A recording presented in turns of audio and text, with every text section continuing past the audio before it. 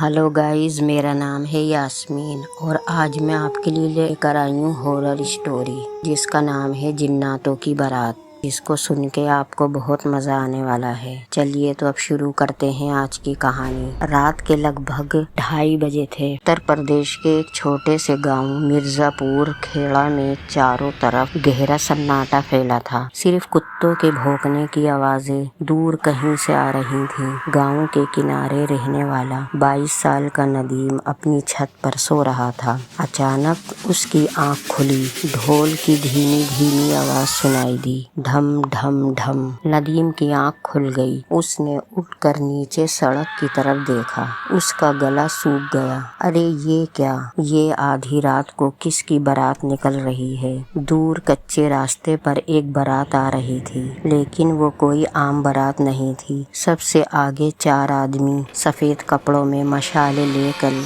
चल रहे थे। उनके पीछे काले घोड़े पर बैठे लोग थे। फिर एक पुरानी पालकी जिसके अंदर कोई दुल्हन बैठी थी।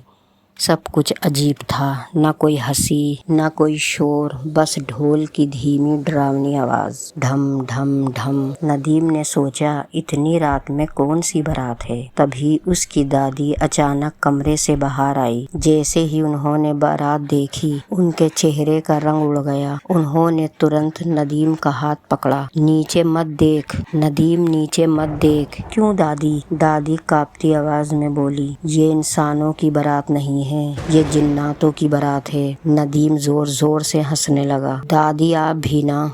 लेकिन दादी की आंखों में सचमुच डर था।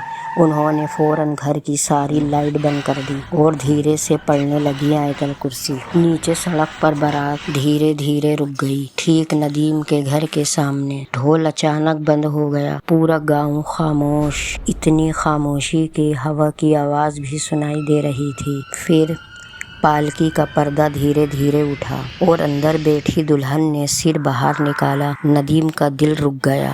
वह आंखें फाड़ फाड़ कर दुल्हन को देखने लगा। उसका चेहरा इंसान जैसा नहीं था। आंखें पूरी काली, होठ फटे और मुस्कुराहट इतनी बड़ी कि कानों तक जा रही थी। वे बेहद डरावनी लग रही थी। उसके चेहरे पे कोई आव भाव नहीं था। वो सीधे नदीम की तरफ देख रही थी। दादी ने उसका चेहरा नीचे कर दिया। बेटा उसकी आंखों में मत देखना, बेटा उसकी आंखों में मत देखना। लेकिन देर हो चुकी थी। नीचे से अचानक आवाज आई, दूल्हा मिल गया, दूल्हा मिल गया। पूरी बारात एक साथ नदीम के घर की तरफ देखने लगी। अब नदीम को एहसास हुआ उन सब के पैर उल्टे थे। उसकी सांसें तेज हो गईं।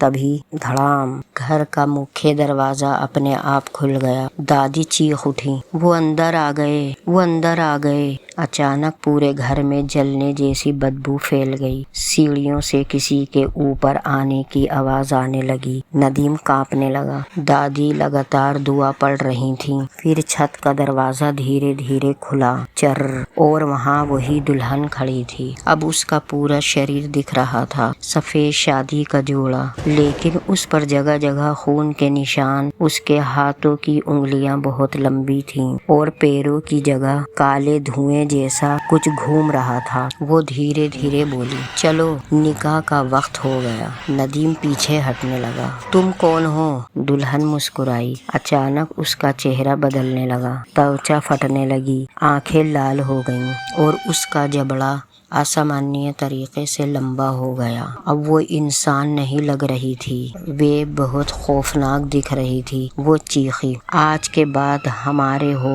अचानक पीछे पूरी बारात छत पर दिखाई देने लगी। हाँ, पूरी बारात। सारे जिन छत के दीवारों पर उल्टे खड़े थे।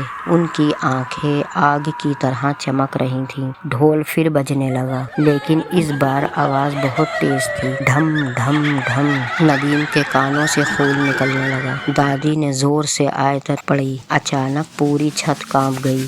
जिन दुल्हन गुस्से में चीखी। उसकी आवाज इतनी भयानक थी کہ آس پاس کے سارے کانچ ٹوٹ گئے۔ پھر ایک ایک کر کے سارے جن دھوئیں میں بدل گئے، لیکن جاتے جاتے دلہن ندیم کے بے حد قریب آئی اور اس کے کان میں پھسپھسائی، ہم پھر آئیں گے۔ اگلی صبح گاؤں والوں نے دیکھا کہ ندیم کے گھر کی چھت پوری جلی ہوئی تھی، دیواروں پر کالے ہاتھوں کے نشان، اور سب سے ڈراؤنی بات، گھر کے باہر مٹی پر سینکڑوں الٹے پیروں کے نشان بنے ہوئے تھے۔ اگر آپ کو میری یہ کہانی پسند آئی ہو تو میرے چینل کو سبسکرائب، لائک، شیئر کریں، جس کے لیے میں آپ کے لیے اور کہانی لے کر آؤں۔